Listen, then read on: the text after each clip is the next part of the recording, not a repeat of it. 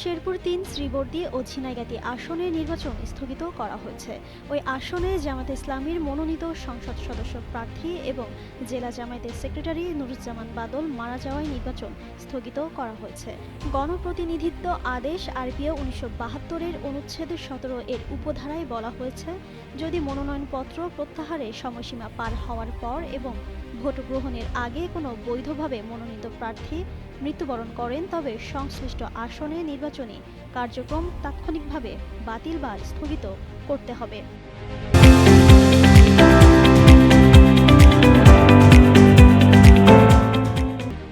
এর আগে মঙ্গলবার রাতে ১০টার দিকে হঠাৎ শ্বাসকষ্টজনিত সমস্যায় গুরুতর অসুস্থ হয়ে পড়েন নুরুজ্জামান বাদল।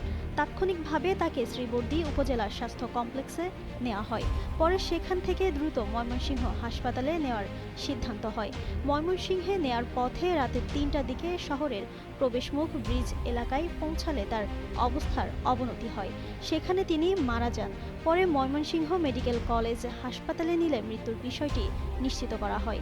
এদিকে বাংলাদেশ জামায়াত ইসলামী নিজেদের অফিসিয়াল ফেসবুক পেজে দেওয়া পোস্টে উল্লেখ করা হয়, কিডনিজনিত রোগে হাসপাতালে ভর্তি অবস্থায় তার মৃত্যু হয়েছে।